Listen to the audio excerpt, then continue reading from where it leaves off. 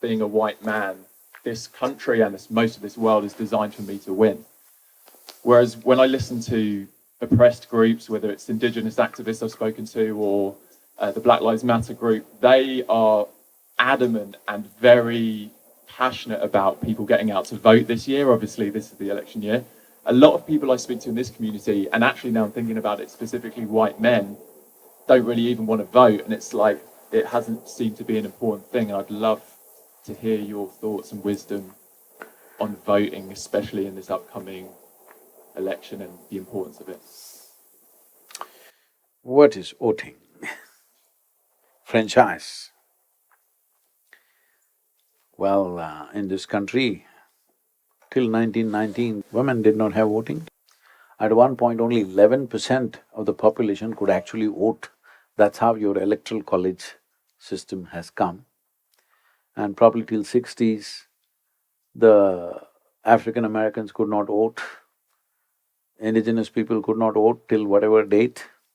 Today, all of it is leveled. In a way, at least in the eyes of law, everybody is equal, everybody has equal opportunity. This is very important. Socially, still it may not be all equal, because that takes a long time. In every society, there are inequalities of various kinds.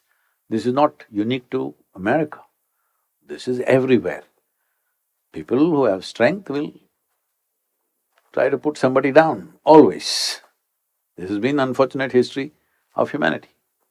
But the important thing is, by law, you make everybody equal to start with. I think this country has come to that place where by law everybody is equal. In enforcement, in social prejudice, there are still many things to be fixed. So once by law it is leveled, the most important aspect of a democratic society is that you have a franchise. You may be white, black, yellow or blue, you have only one vote, all right? Hello? You have only one vote.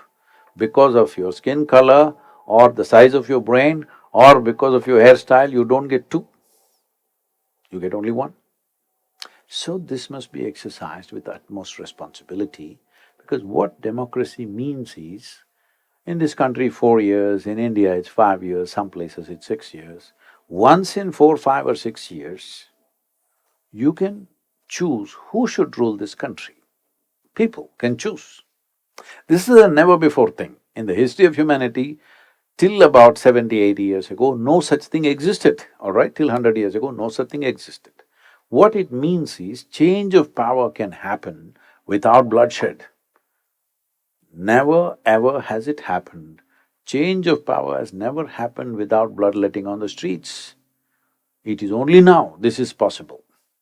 So when such a privilege is there in our hands, we must definitely get up and exercise that privilege with responsibility.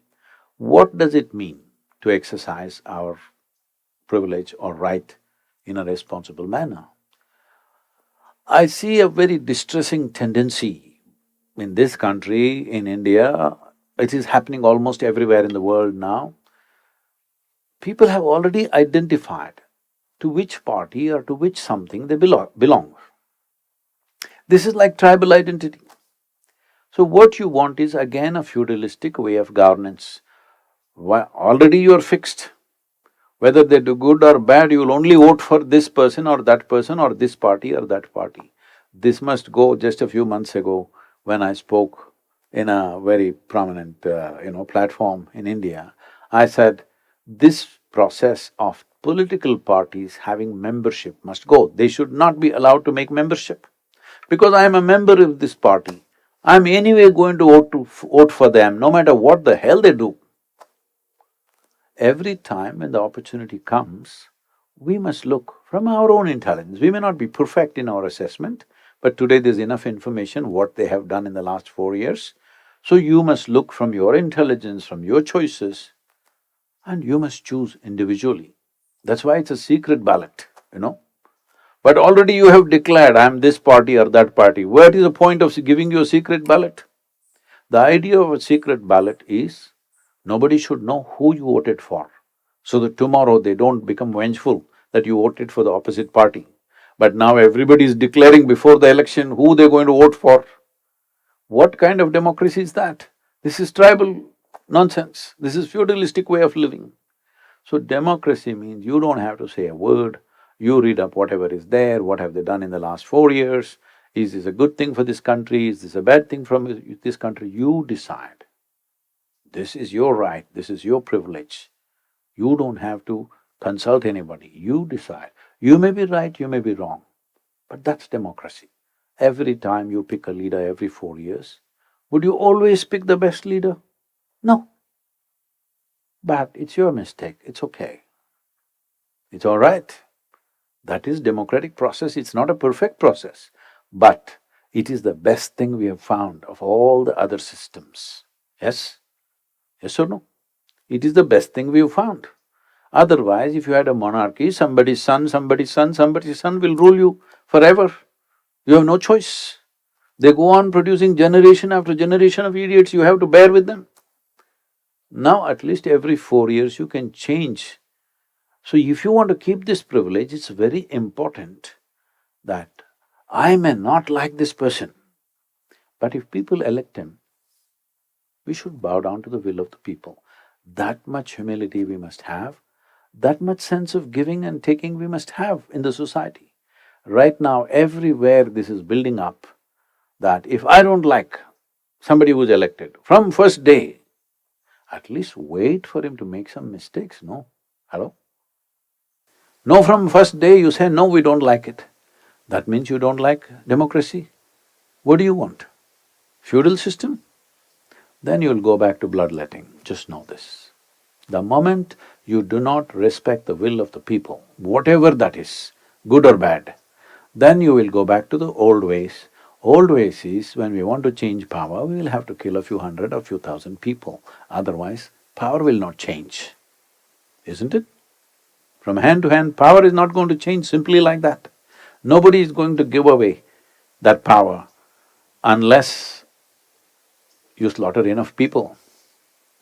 But this is the best system we have that way, that we can actually change. We can actually change the man on the top, just like that, because we wish so. But if others wished otherwise, and they empowered somebody that you don't like, you must bow down and you must build your number for the next election, not protest this one.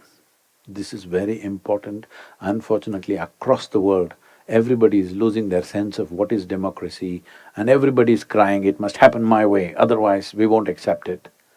Everywhere in the world you hear the same voice. Somewhere we are getting tired of democracy, we want a monarchy, we want a theocracy, we want a feudal system. You don't know the pain of that. Let's not go back there, okay? Let's move forward. So it's very, very important that all of you must vote whatever you think is right. Do not go by family affiliations or your friends' affiliations, whatever. Personally, just take 15 minutes, I'm telling you, for yourself and your country. 15 minutes. Inform yourself what has happened in the last 4 years. Is it good for this country, bad for this country? Don't go by all the news channels, nonsense, debates happening, don't go by that. Just look at the stats. What has happened in the last 4 years? Is it good for us? Not good for us? Based on that, you vote. That's what democracy means.